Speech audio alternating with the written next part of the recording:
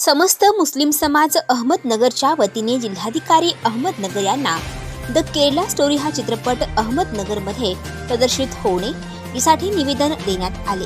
या चित्रपटामुळे अहमदनगर जिल्ह्यात कायदा आणि सुव्यवस्था प्रश्न निर्माण होऊ शकतो असं निवेदनात म्हटलं आहे।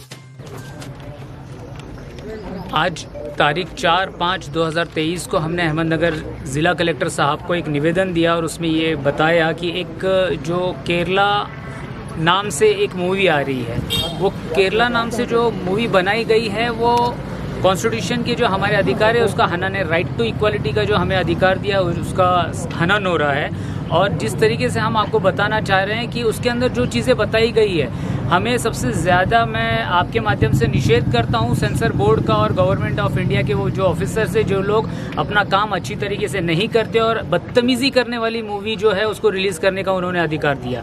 टैक्स के नाम के ऊपर ये फसवणूक है। हम लोग कायदा सुव्यवस्था को मानने वाले लोग हैं और देश में अमन चाहते हैं। इसके अंदर जिस तरीके से केरला ये हमारे देश का एक अटूट हिस्सा है, ये जो भारत हमारा देश है उसके अंदर जितने सारे स्टेट्स है ये हमारे अटूट हिस्सा है और ये खूबसूरती है हमारे देश इंडिया की।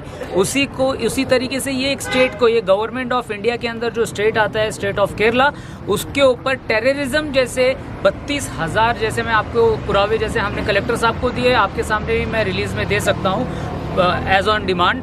32,000 हमारी देश की जो महिलाएं उनको बदनाम करने का काम किया। क्रिश्चियंस का नाम लिया गया, मुसलमानों का नाम लिया गया, माइनॉरिटी का जो दर्जा दिया गया है उनका नाम लिया गया।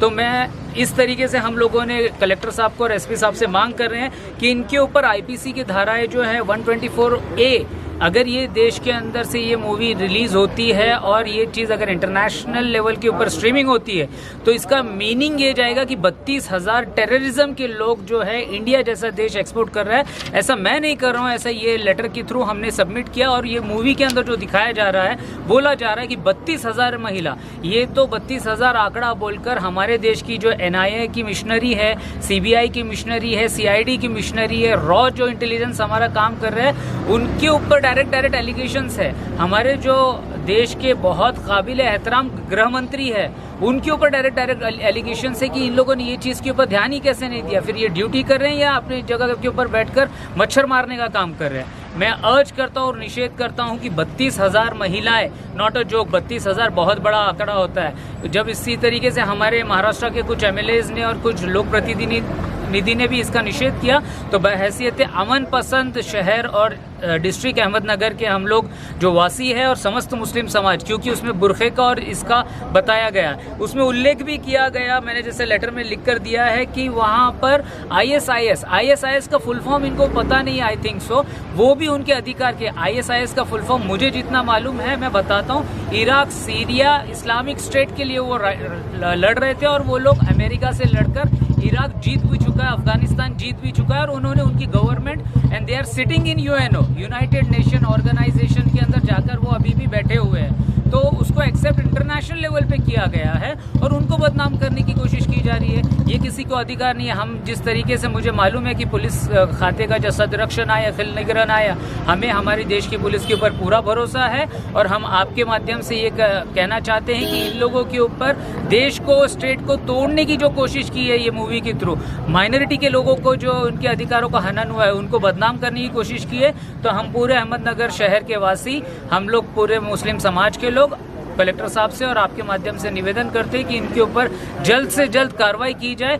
और अगर कार्रवाई नहीं हुई, और मुझे जिस तरीके से मैंने साहब से कहा कि सर, अहमदनगर शहर और ज़िले का माहौल ऑलरेडी पहले ही बहुत दुष्ट हो चुका है और बहुत गडुल है, इसी तरीके से इसको कायदा सुव्यवस्था के दृष्टिकोण से इसके ऊपर पूरी तरीके से निरीक्षण किया जाए, ज़रूरत पड़ने के ऊपर एक्शन लिया जाए।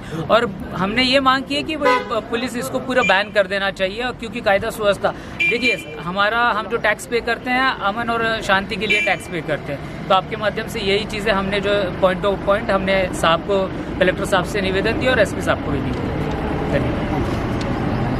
बताकर और उसके अंदर जो